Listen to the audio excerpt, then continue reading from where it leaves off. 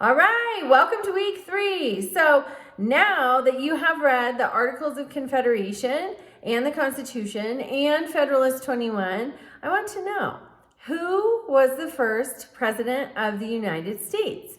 And it was not George Washington. The Articles of Confederation is officially forming the United States of America. There was a president. If you email or message me his name, you will get extra credit at the end of the semester. So keep that on your radar. And then this week we're going to read chapter 13. It's all about the courts. And the courts, remember, Article 3 of the Constitution, which you just read, grants power to a judiciary. And that is our third branch of government. And it was largely a silent branch of government until the early 1800s when John Marshall became the Chief Justice of the Supreme Court. And then he explained to the world how the Supreme Court was going to operate through his decisions and the cases he chose to hear. And it still operates very much the way John Marshall outlined today. So it's important to understand.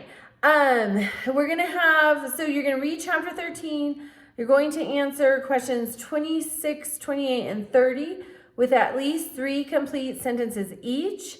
There will be a quiz this week. It will be live by tomorrow evening, and I will post an announcement when it's live.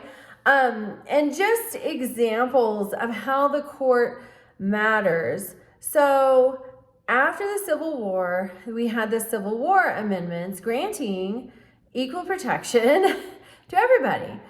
Well, then we had cases like the Plessy case, Plessy versus Ferguson, which is an 1896, I think, case. It's late 1800s, where the Supreme Court declared that segregation on public transportation was okay. So what was the Supreme Court doing? It seems like they were circumventing those Civil War amendments that had been added to the Constitution, granting equal protection, equal rights to all citizens of the country.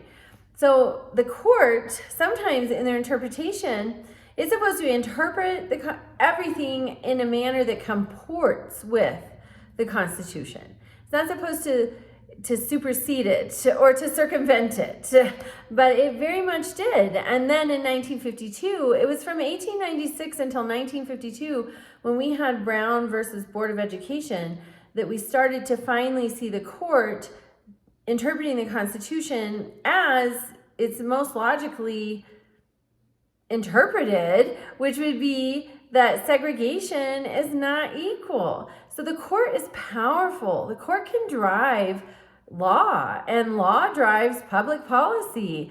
The court is very, very powerful. So I encourage you to read chapter 13 closely and get a feel for the court's role.